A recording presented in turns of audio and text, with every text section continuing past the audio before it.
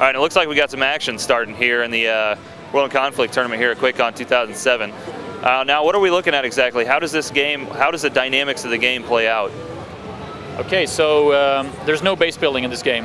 You start with a bunch of credits. Every player has the same amount of credits during the entire match. You invest your credits in units.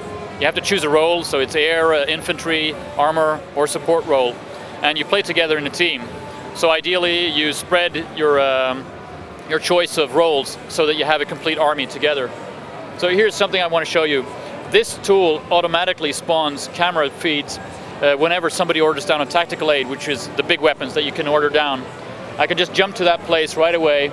It's right exactly where I want it from the start. And as you'll see later on, when somebody throws a nuke, you can actually stick the camera on the missile and just fly on down with the missile as it hits. So that's really cool. Gives you some really good opportunities to show some cinematics. It seems like it's going to be a really exciting game to watch. Now, when you guys were developing the game, did you know that at the beginning you wanted to have these broadcast tools included? Not really, actually. We showed the game to a couple of people who are working with TV, and they said, this game looks so awesome, we want to put it on TV, but you know, it's really hard for us to explain what's happening in the match. So I went back home and I was thinking, you know, they're right. It's hard to spectate this game if you don't play it really well. And I used to work in TV a long time ago, so I thought of this way of producing it, and it's I had one programmer available who could do this for me, so he spent a couple of months developing this just so that it could become a spectator sport or a spectator game. I know you guys have big plans to try to turn this into a great tournament, spectator game and all of that. What type of feedback have you guys seen so far? I know you guys have had people at this QuakeCon booth all day long, through the days. No, we had, I think, 10 pages of signups for this tournament, so loads and loads of people want to play it. And we're running right now some post-beta tournaments, and there are just so many people signing up for it. So we feel, I think, humble, but really, really optimistic about how things are going to go. Now, you said this game looked really well, so does that mean I'm going to have the biggest and most baddest machine to play this thing, or does it scale up and down through the ranks pretty good? We've spent a tremendous amount of time making it scalable, because accessibility has really been the word for us. We want this game to be playable by everybody. So if you can play Battlefield 2, you can play WIC.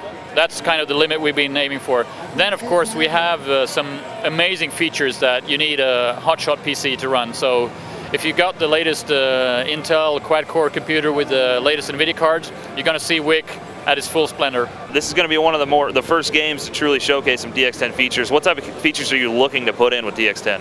Okay, we have a couple of different things. First of all, I have to say that the DX10 card allows you to put all the settings on max.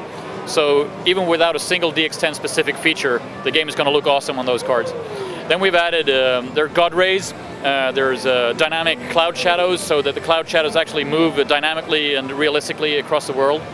There's also the dual screen support, so you can have the mega map available at all times while you're playing, and you can't get that in DX9. There's, I don't know if you know what Z-Feather is. You know when you get explosions and you see like they're striped in the graphics? We've taken that away with DX10, so we call it soft particles.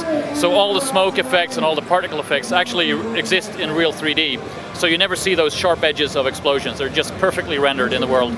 And so we're moving away from sprites and starting to do more volumetric type explosions and the like? Yeah, that volumetric is a word. I mean, volumetric lights, volumetric shadows, volumetric particle effects, everything.